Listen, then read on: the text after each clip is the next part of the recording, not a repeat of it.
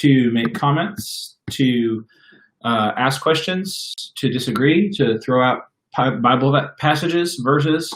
We want it to be a discussion, not just us sitting here and talking.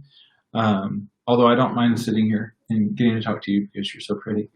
But we would love for you to join us in the conversation. We're going to start off tonight talking about something that I think is appropriate for what's going on in our country, and just all different times throughout history, actually.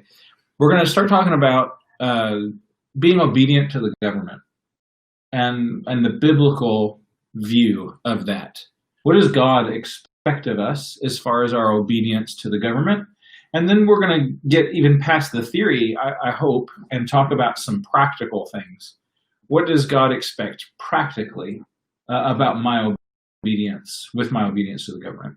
Okay, so we'll start off, if you got your Bibles with you, just go ahead and open them up. The Hunts are watching. It's good to see y'all. Let's just go ahead and open up to Romans chapter 13. Did you bring a Bible? I'm relying on it. I'm grabbing this one. Oh, that's the American Standard Version. It's okay. I mean, it's a good Bible. It's just different. Okay. Some people like it. Romans 13. Romans 13. I have my Bible on my phone. Okay, so Romans 13, why don't you just read for us the first few verses in Romans 13? It's like Romans verse 1 down through like verse 7 or so. Every person is to be in subjection to the governing authorities, for there is no authority except from God, and those which exist are established by God. Therefore, whoever resists authority has opposed the ordinance of God, and they who have opposed will receive condemnation upon themselves. For rulers are not... Let's pause there for just a second. We'll just take it in chunks. I know I asked you to read the whole thing, but let's just take it in chunks. Okay. And so the first thing is, let every person be subject to the governing authorities. What does that mean to you? Well, if you are a subject under that government or that kingdom or whatever, then you should act as a subject. You should be in subjection. You should be following their command or their decrees, I guess. Yeah, every person. Right? There's no exceptions. Mm-hmm. Let every person be subject to the governing authorities. So there's this idea. It's written in almost a passive way, but he's telling them what to do. Be subject to the governing authorities. But he just says, let them be. Right. So it's almost like he's saying, don't hinder people from being subject to the governing authorities. Is kind of the way it comes across in English, but the idea is just do what the government says, mm-hmm. right? And that would be no matter where you are. Like if you are in England, then you should be subject, even if you're an American citizen. Right? If you're in England, then you should be subject to the governing authorities in England. There's no exceptions here. He doesn't say be subject to the governing authorities only in the country where you happen to be a citizen. The theory of nations really isn't around yet. It's weird to think that the idea of a nation hasn't really developed yet. It's in the works, historically speaking, but there were regional governments, and wherever you happen to be, whatever government was in control, whatever people actually were in power, you were to be subject to those people. And when he says governing authorities, he's not talking about a system. He's talking about people. The authorities. The people, the persons with an S. So there would be, when you go to England, there's a person there who is in charge. Simon's here. Hey, Simon, it's good to see you. And you should obey them. So like when the first people you see when you come off the plane is whoever the customs people are, whatever nation you've just traveled to, they are governing authorities, and you need to be subject to them. Right. And so when they ask you, did you bring any fruits, vegetables, or plants? You need to tell them the truth, and you need to let them search your luggage if they want to. You can't say, I'm an American citizen, you can't search my luggage. You need to pay the duty on the Toblerone that you're trying to smuggle into the country. That's just how it works. And what we tend to do, what I hear often from people of faith, is that they will try to argue that they have certain rights, so they don't have to listen to the governing authorities. In our country, especially, we have this thing called the Constitution, and people want to say, well, the Constitution guarantees rights, so I don't have to listen to this person who is a governing authority. Mm-hmm. And when you look at the text, and this is a really important thing about the text here in Romans 13, it doesn't say let every person be subject to governing documents. It's not what it says. It says be subject to the governing authorities. Now, were there documents that governed ancient people? Probably. In Rome, there were. You better believe. In Rome, there were. Romans loved their law. They had a codified law system. They had lawyers. They would go to courts and they would argue back and forth. Some of the most famous Latin orators are lawyers. There's Hammurabi's Code. And yeah. So law codes have been around for a long time. But he doesn't say be subject to the law codes. He doesn't say be subject to the legal statutes he doesn't say those things. He says be subject to the governing authorities. He's talking about people. And you have to be subject to the people who are in power. And I think that's an important distinction that we sometimes might not see or that we might ignore. I don't think that ignore isn't the right word. Maybe we don't think about it because we like to defend our rights. We like to say, well, I have these rights, and because I have these rights, I don't have to listen to the people who are in charge. Well, it's less personal, I guess, because having to listen, I don't know, it's kind of like social media, mm-hmm. You can do it with you can say things or disobey, or I don't know, my note's not a good comparison, but never mind, scratch the social media comment. But I was just thinking, like, if I'm saying I'm subject to a law, I don't have to listen to you. Like, that's the thing. The person. I think that's why he says governing authorities, because then, okay, there's the Constitution, which is a good thing. We have our legal code, but who gets to interpret the legal code? Because I'm going to use that to argue against what you're telling me to do right now.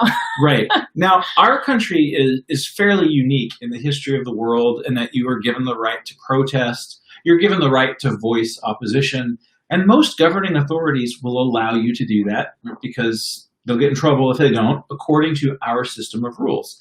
So I'm absolutely not saying that you can't protest or doing that. We're not talking about that at all. We're just talking about the general idea of a governing authority. For example, if the governing authorities where you happen to live come on the television and say, please wear a mask in public, what would be the response of a believer? What should be the response? Well, you could argue technically that, well, they don't have the legal right to require masks. You could do that. You could say something like, well, they're only asking, they're not telling. But then is that really the heart of what is being discussed here?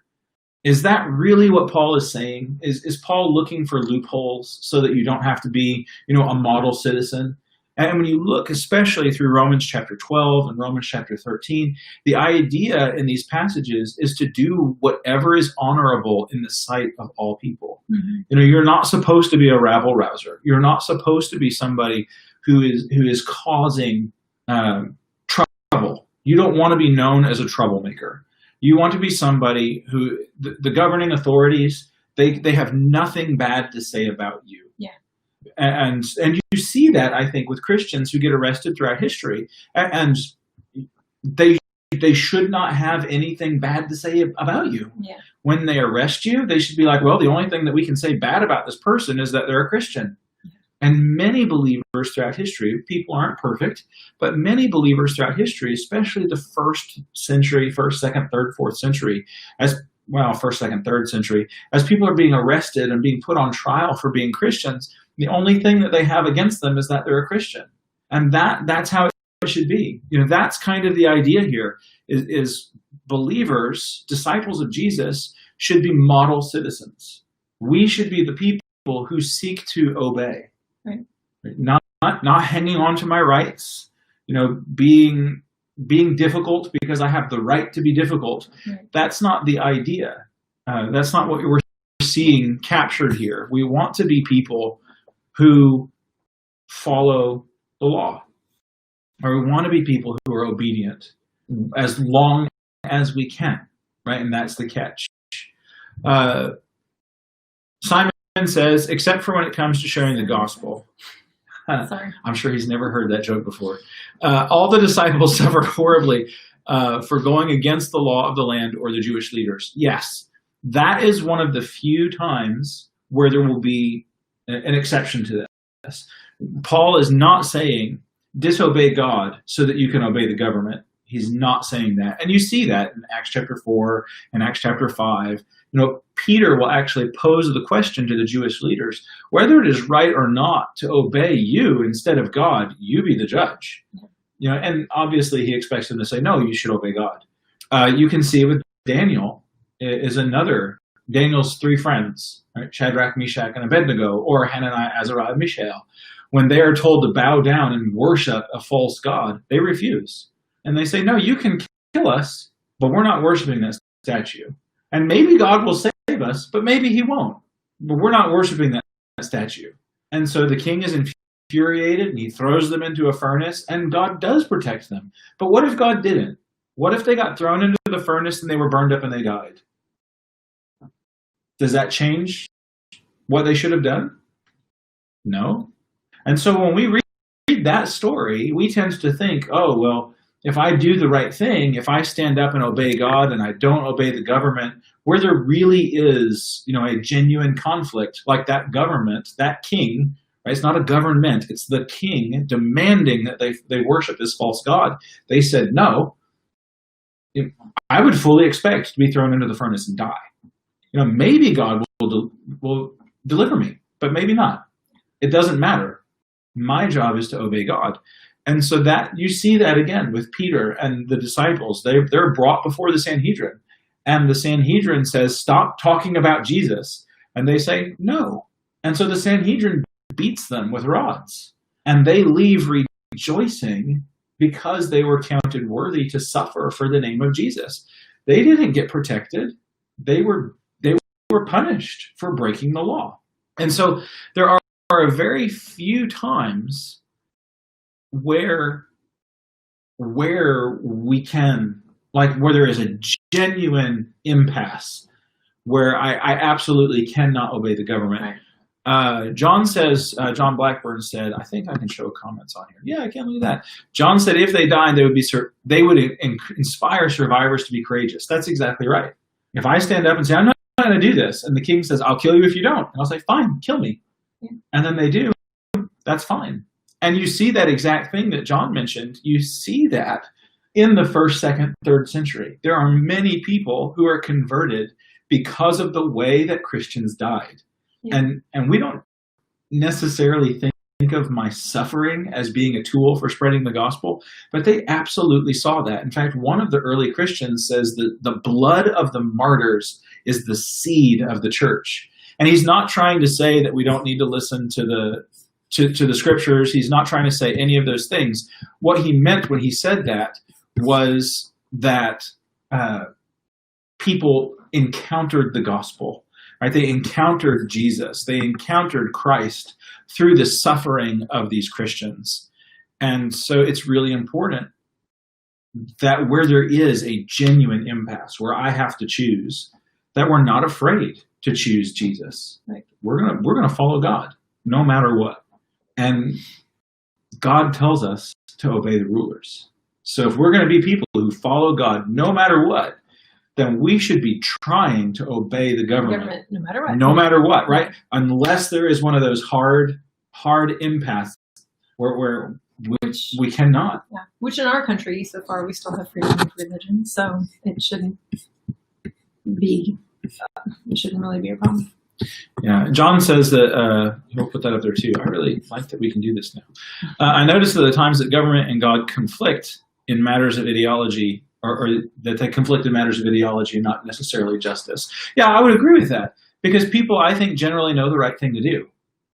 And what you're doing when you stand up for Christ is you're standing up for something that is otherworldly, right? For something that isn't like the way the rest of the world operates.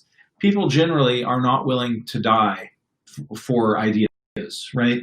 Most people, there's a reason why throughout history governments have tortured soldiers, prisoners and things like that, because if I torture you, you're going to tell me what I want. Yeah. That's just generally how it works. But Christians would suffer. Christians would make a choice that to the Romans was just foolish, where all you have to do is say, basically, hail Caesar. That's all you have to do, is just to admit that Caesar is a god. You really don't have to worship him. Or sometimes they would say, if you'll just offer a pinch of incense, you don't have to go and make a big sacrifice. You don't have to go to a festival. Just here's a little pinch of incense. Just toss it at the statue and you're good to go. They would refuse to do it. And it confounded the Romans. They're like, look, we're not even asking you to believe this. We're just asking you to do it. And it's almost like the Romans at times were pleading with these Christians, please don't make us kill you. And the Christians were like, no, you're going to have to, because I can't do that. And one of the things that we see when that is what's going on, where it's worshiping a false god or worshiping the true God, that's an easy scenario. You say, no, I can't do that. That same fortitude that would say, I cannot worship that false god, must be present when it comes to obeying the commandments that the true God has given us. And one of the commandments from the true God is to be obedient to the governing authorities. And so if we are going to be those kinds of people, then that should be our attitude. A long time ago, there was a question that came up in a Bible class. And I remember this because my answer was the wrong one. And there were a couple people there who were older and wiser, and they said some things that really changed the way that I thought about this passage. The question came up, we were in a Bible class, and the question came up, what if the government passed a law that said you could not pray in a restaurant? Right? Tomorrow, the government passes a law, maybe because they're afraid that it will spread the coronavirus if you talk too much in a restaurant. And so yeah. So they say, no praying in restaurants. What would you do? Me? Yeah, that was the question. That was the question. What would you do? And in my mind, I didn't voice it. Somebody else voiced this, but in my mind, I was like, I would pray anyway. Yeah. I'm going to go, and they can't tell me not to pray. Who are they? They can't be in charge of me. And immediately in my mind, I thought of Daniel. Right. Who goes and he prays. And there's that law that says you can't pray to anybody but the king, I think for 30 days. Mm-hmm. And Daniel prays anyway, and he gets in trouble. And I thought, yeah, I'll be like Daniel. I'm going to pray anyway. But the thing about Daniel is, go ahead. In secret. Yeah, he did it in secret. Yeah. Right. He go out there. Yes. He didn't go in the middle of the street and go, hey, everybody, I'm about to pray. Watch this. He didn't do that. He went like he was already doing. He didn't start disobeying because now he had an opportunity to disobey. He had already been praying multiple times a day. So he just kept doing what he was already doing, and he did it in secret. Right. The people who caught him, they had to lay a trap to catch him. Yeah. And so Daniel's not an appropriate example for that, because my idea, my thought was, well, I'll go and I'll pray anyway. I'm going to show them. Then an older man said, older than me, right? Somebody who was older and wiser said, I just wouldn't go to restaurants. Or I would just pray before. We'd pray in the parking lot, to tell God, thank you for the food we're about to have. Or eat at the restaurant and then go pray afterward in the parking lot. There is nothing in the Bible that says you must pray within 30 seconds before consuming food, right? It's just not there. And so there was this false dilemma where in your mind, you're like, well, they can't tell me not to do that. Actually, they can. They can make a rule. A restaurant could tell you, there's no praying in our restaurant. You're not allowed to do that. And now you could decide never to go back to that restaurant. But you could also just pray before you go in or pray after you leave, and you're not violating the law. And so there was this idea where all of a sudden I realized that if I am going to be a disciple of Jesus, and if I have that desire to stand up for Christ in the face of even death, then I should also have this same desire to be obedient to what he calls me to do, even when it's not a life or death situation. And what he calls us to do is to be obedient to the governing authorities. And so my desire should be to obey, to find a way to obey. People will say things like, oh, I would find any way that I could to worship God. Like, let's say tomorrow it became illegal to worship God at all. What would you do? I would just do it in secret. Yeah, we would find a way, which is what Christians have done throughout history, right? They would meet in catacombs. They would meet out in the wilderness, right? They would go find a way to do it because their desire was such that they were going to find a way around the difficulty so that they could still serve God. Well, here God is telling us, just like being together with other believers, offering worship, offering prayer to God is something God asks us to do. He's worthy of it. He deserves it. He asks us to do it. We should do it. He also asks us to obey the ruling authorities. The same desire that drove Christians to catacombs and drove them out into the wilderness should be present to obey the government. And not the government necessarily the institution, but the people, to obey the people who make up the government. And that changed the way that I thought about this. And kind of coming back again to the Constitution, well, I have these rights. Who gets to interpret the documents?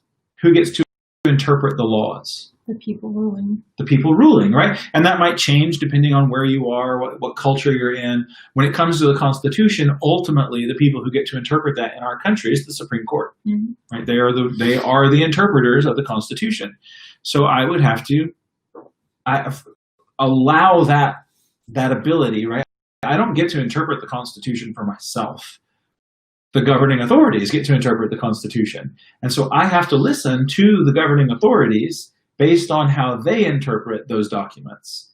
And so there's really not a way around the people, even with our system. And that's difficult because we kind of want to do what we want to do.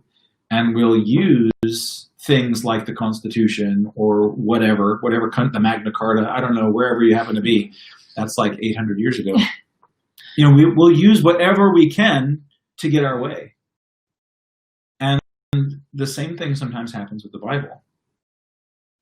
I'm not allowed to interpret the Bible in a vacuum. Like, I don't get to take the Bible, and you can see that principle in Peter's letters where he says, no prophecy of Scripture is of private interpretation. I don't get to take everything that God has said and just make up what it means, right? That's really a separate topic, but it's kind of the same thing. Is I'm not the one who decides what the government does. It's the ruling authorities. And so it's really important that we read that. And when we look at just that first sentence, let every person be subject to the governing authorities, not to the documents, but to the people. And that's in my mind, that really changed how I view what Paul is saying there. Any other thoughts? I hadn't thought about that before. So I think that's a good thought right there. Just submitting to those in power. Mm-hmm. Yeah. This as a slightly different idea of the government institution. Mm-hmm. Yeah. So Simon asked a good question. Let's put that up there. Does that pertain to working on the Sabbath? Back then, how Jesus confronted the Pharisees. They were one of the groups of Jewish leaders, and yet Jesus confronted them. Are we allowed to question our leaders? So I guess maybe we can start backwards and work up through that question. I don't know if there's a way to make the whole question show up. I guess not. Are we allowed to question our leaders? In our country, yes, you are. And there actually was even a process in Hebrew culture. They debated their laws, right? They argued about what they mean, and if you had an argument, there was a way to do all that. That's where we get things like the Talmud. They're compilations of rabbinic opinions about what the law means. And so there wasn't like a monolithic understanding of the law of Moses in the first century, which is why you'll have the question, the religious leaders would come to Jesus and say, is it lawful for a man to divorce his wife for any reason? That was a question that was being discussed about their law, and there are basically two camps. One said yes, and the other said no. And so there's a debate amongst those leaders. And so in all cultures, there's always debate about the finer points of law. And Jesus is kind of a special example because he's the lawgiver. And so that's like the Supreme Court is walking around. Jesus is kind of the Supreme Court walking around. And so we have to be careful when using Jesus as an example, because he gets to do things that I don't, just because of who he is. Oh. Yeah, he's God.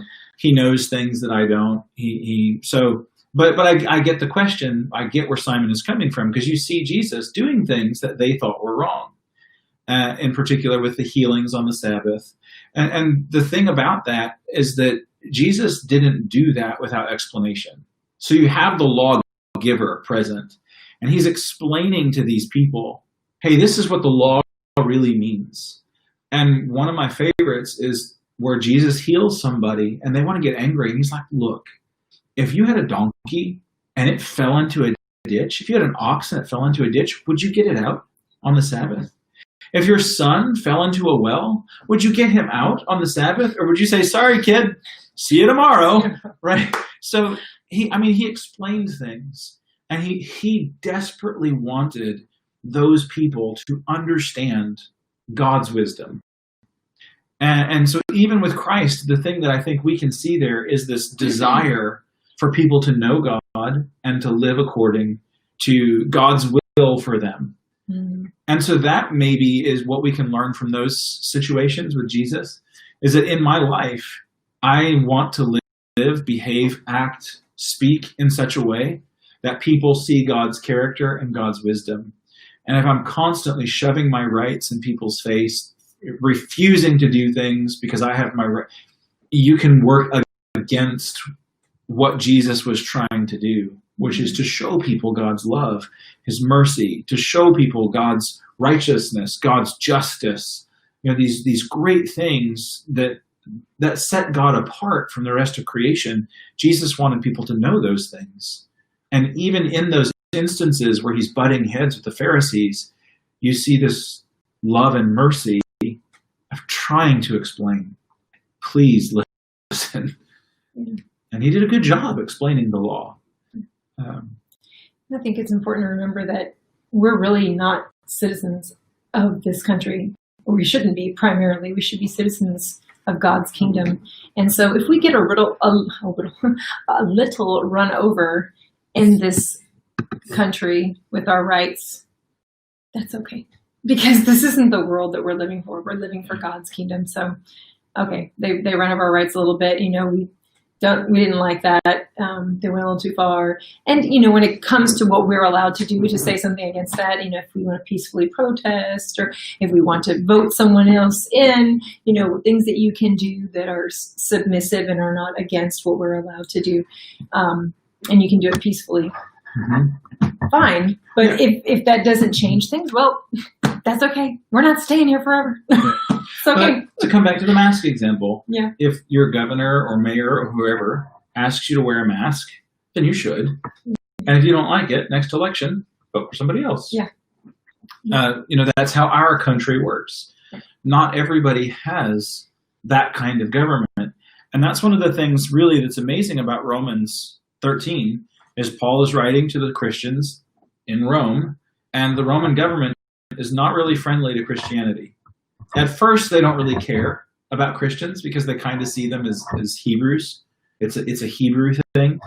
And while the Romans think that the Christians are a sect of Judaism, they're actually afforded legal protection, because the Jews were given special circumstances in ancient Rome. They did not have to worship the Roman gods. The Romans learned that you just don't do that with the Jewish people. They're not going to worship your gods. So the Christians for a while kind of had special protection because the Romans thought they were Jewish. After a while, it becomes pretty clear that they're not, and then they lose their protection. Right? I can't remember if Christianity specifically is ever declared to be an illicit religion, which would make it completely illegal.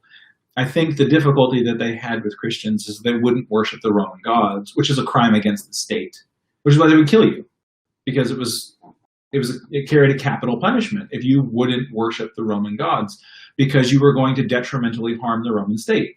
Well, Paul is writing to Christians who have a king, Caesar, whose will and word is law, and sometimes that will and word are not friendly to you, and he's telling them, obey them. Peter will write to people living under the Caesar and tell them to honor the king and all the kings, right, who might be over you in the weird way sometimes that the Roman society structured things. But there's the government in the first century that most Christians lived under was not friendly to them, and there was no recourse. You didn't get to vote Caesar out next year if you didn't like his decisions, right? You just had to obey him. And your job was not to change the Caesar's mind. I mean, if you had the opportunity, take it, right? But your job was not to argue politics. Your job was to obey. Again, unless there's one of those hard rubs where there's no way around this.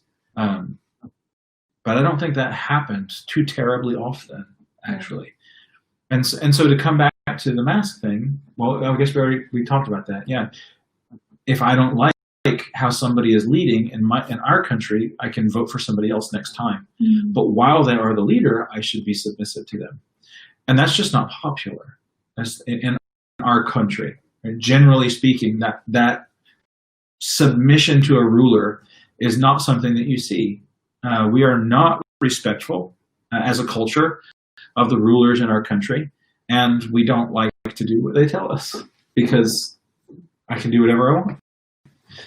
And that's really not a biblical attitude. Any other thoughts about that? We can keep reading.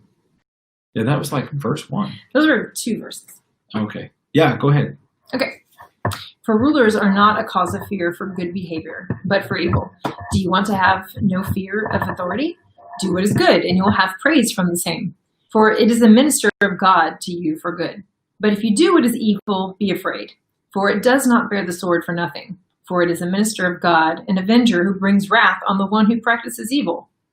Therefore, it is necessary to be in subjection, not only because of wrath, but also for conscience sake. For because of this, you also pay taxes. For rulers are servants of God, devoting themselves to this very thing. Render to all what is due them. Tax to whom tax is due, custom to whom custom, fear to whom fear, honor to whom honor. All right. Well, then he's going to go on in verse 8 and say, owe no one anything except to love each other, for love has fulfilled the law. So that's kind of our idea, is to be these people who are known as those who listen and who love. Yeah, so we can lovingly and lawfully live. So Simon says, Jesus often directed us to examine our heart instead of focusing on the action itself. Yeah, I agree. It was a heart issue. If we focus on what we like and dislike instead of what God wants us to do, we're often interested in ourselves and our feelings instead of focusing on what God wants. And I think that's exactly right.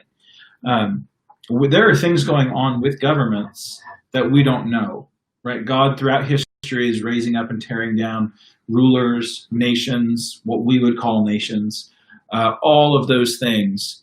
And so it's interesting to see that we are called to obey because the governments are actually serving God. We don't necessarily know when or how or why, but it says the governments are serving God. They're being brought up and torn down. John says this is the passage that destroys libertarian ideology. It kind of does, because the libertarian ideology is that I get to govern myself, and that's not what this is teaching. And so we have to be careful that we don't allow our politics to get in the way of what God says. Yeah. We just have to trust. Yeah. I mean, that's, goes with what Simon was saying. We just have to trust that God is in control. And whether we like what's happening or not, or whether we think it's fair or not, God is in control and he will work all things for good. Yeah. And I think their comments, John's and Simon's comments, go together. Mm-hmm. Why would I be a libertarian? It's very appealing, actually. Why would I be a libertarian? Because I feel like I'm the boss of me. I know it's best for me. I'm going to do what I want to do, and nobody can tell me otherwise. What have I just made myself? The boss. Yeah. Yeah. I've made myself like Caesar, a god, a king, at least, right? And I think that really is at the heart of this dilemma, is I want to be my own God. That's what Adam and Eve do in the garden. They want to be God, so they eat the fruit. And all throughout history, people want to be God. That's why every time somebody becomes a king, what do they suddenly become? They become divine. And so it really is difficult. Well, we want to be in charge, but God says to be in submission. So yeah, it's not easy. If it was easy, he wouldn't have to write these things to these people. Right. It's hard. And it's especially hard when we feel like the government is wrong. It's very, very difficult to submit to somebody that you think is wrong. You know, like if you were a kid and your parents maybe thought you did something and they didn't, that sense of grave injustice that you feel. Mm-hmm. Like I remember one time. Uh-oh. What? No, I'm not talking. No. I've learned not to do that. One time we had a babysitter who was over at our house, and there was gum, and she said that we could have a piece of gum. So I went and I got a piece of gum, and everything was great. And we were walking around, and then I came out of the kitchen, and she said, "Let me smell your breath." It's like, well, that's weird. Okay. And so she smelled my breath, and she said, "You got another piece of gum, didn't you?" And I said, "No." And she said, "Yes, you did. Your gum still shouldn't smell good." What? So she made me spit my gum out. And I just remember I know. You just spit your gum out? I still have nightmares about it. But you know, that sense of grave injustice. I was a little kid, right? I still remember this. Yes. That's impressive. Yes. You really were hurt. Traumatic. This idea that I've been wronged. That's why I remember it. Because I was wronged. But the person in power was telling me to do something. They were wrong, and they were telling me to do this. Yeah. And when that happens with our government, when I feel like the government's wrong, this whoever this is, the mayor, the governor, the president, the senator, the congressperson, when I feel like they're wrong, I don't want to listen to them. Yeah. There is that. I shouldn't have to do this. I shouldn't have to. They're wrong. I should have just spit my gum out. Yeah. And he doesn't say submit to the governing authorities when they are correct. He says submit to them. And that's hard. Well, you were a good boy. She was bigger than me. I didn't have much choice. She was going to tell your parents too. That's true. That's true. God gives grace. God resists the proud, Simon said, but gives grace to the humble. That's exactly right. Wait, the part I was just thinking, I said she would tell your parents, the government, in a way, tells God, because God sees you not obeying. So you just have to remember that when you obey the government, you're obeying God. Yeah, and that's the point, is God is the one who says to do this. God's the boss, ultimately. Mm-hmm. And it really is a matter of being willing to listen to what God says. And they just have to be reminded that I am obeying God. I am obeying God. Yep. I'm really not obeying this person who may or may not be right. Yeah. You know, they could be totally wrong with whatever policy it is, with whatever law it is. They could be totally wrong. But I'm going to follow them, not because I think they're right, but because God says. Yeah. Yeah. And that really does help when you think about it like that. I am obeying God, not that ruler. Mm-hmm. And I imagine that that's how the Christians were able to obey Caesar. I'm not obeying Caesar. I'm obeying God. Yeah. And so whatever Caesar says, I guess that's what we'll do. Again, as long as it's not one of those hard impasses, we'll just. Right. Yeah. All right. I think, what time is it? How are we doing? Mm-hmm. It's been about 50 minutes or so. Did you have anything else you want to talk about? Okay. Yeah, we won't get into tax laws or things like that, but you should pay your taxes. Yeah, that's another thing that's really unpopular. You know, when you think about it, when you're filling out all those IRS forms, you're not obeying the IRS. Because I know people who have raised constitutional arguments against income tax. I'm not the one who gets to decide what the Constitution says. The government tells me, the governing authorities tell me to pay income tax, so I do. Well, I think about Jesus. Jesus said, under Caesar, what's Caesar's? Yep. It's not my money. It's their money. I just use it. If Jesus paid taxes, then I guess we should too. Yep. And that actually removes some of the temptation to cheat. It's not the IRS taking money away from me. I'm obeying God, and God says to pay these taxes, so I will. Yeah.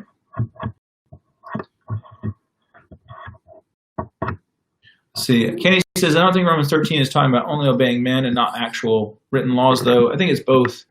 And when those conflict, I don't know, is there more to that, Kenny? Oh, I can't see the rest of it.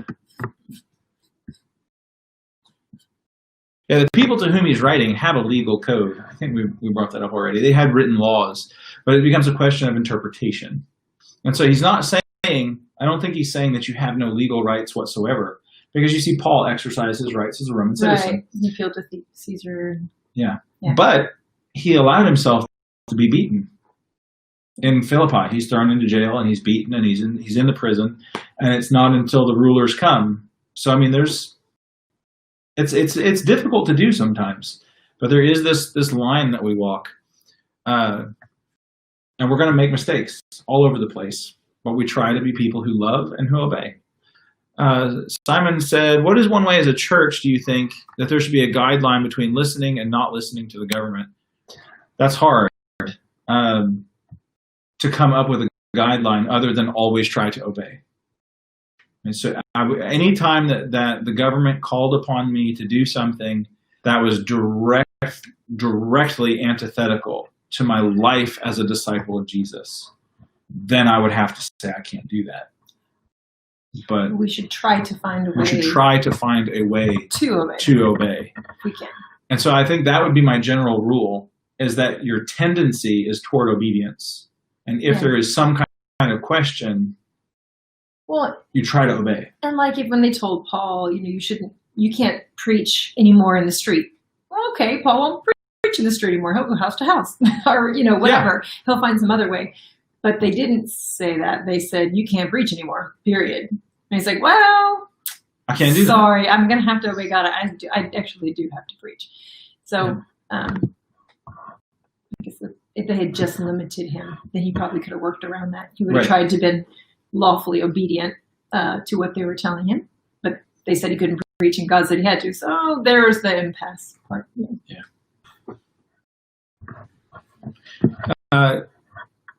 Kenny, I don't know if maybe if we addressed what you were saying, or if there was more to your comment. If there was, I'm definitely interested in hearing your thoughts. Kenny actually works in law enforcement, so yeah.